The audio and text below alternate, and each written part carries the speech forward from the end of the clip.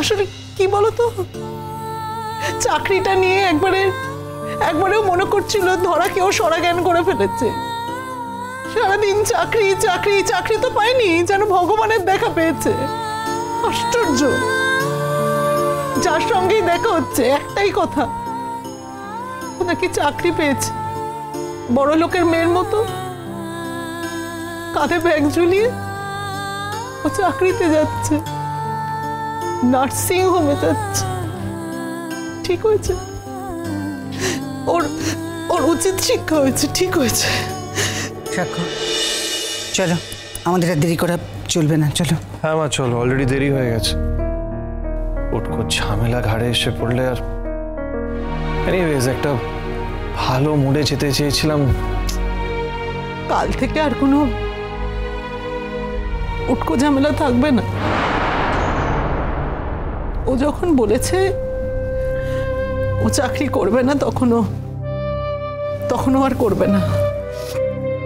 তোমাদের নার্সিংহোমে যেরকম লোক রাখা প্রয়োজন, তোমরা সেরকম লোক রেখে নিও। তবে কি জানো, ওই যে ও দুদিনের জন্য এই চাকরিটা করেছে, ওই চেয়ারটায় বসেছে, এটা আমাদের কাছে অনেক। মিনু, শুধুমাত্র ভুল বুঝো না, নিজের মেয়ের দোষটাও দেখো। আর কত দোষ দেখবো বড় বৌদি? দেখলে তো বলো, সবার সামনে মেয়েটাকে কত শাসন করল। একটা কথা বলি তোমায়, শাসন করলে ঠিকই, দেখো গায়ের ব্যথা না দুদিনে চলে যাবে। ওকে এমন ভাবে শাসন করতে হবে তোমাকে, যে ব্যথাটা ওর মনে সারা জীবন থাকে।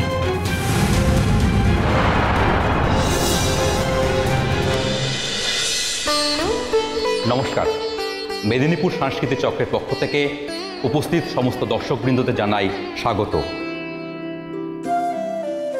আমাদের অনুষ্ঠান আর কিছুক্ষণের মধ্যেই শুরু হবে। আপনারা জানেন আজকের অনুষ্ঠানের মূল আকর্ষণ বিশিষ্ট রবীন্দ্রসঙ্গীত শিল্পী শ্রীমতী রাইপুণ্যা চট্টোপাধ্যায়। আর কিছুক্ষণের মধ্যেই উনি আমাদের মধ্যে এসে উপস্থিত হবেন। আমি স্বাগত জানাবো আমাদের জেলার জেলাশাসক শ্রী পৃথ্বীরাজ সেন মহাশয়কে।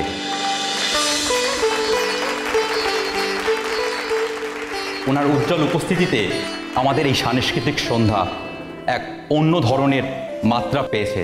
আমরা আমাদের অনুষ্ঠান শুরু করব শ্রীমতী রাইপুণ্যা চট্টোপাধ্যায়ের গান দিয়ে। ধন্যবাদ।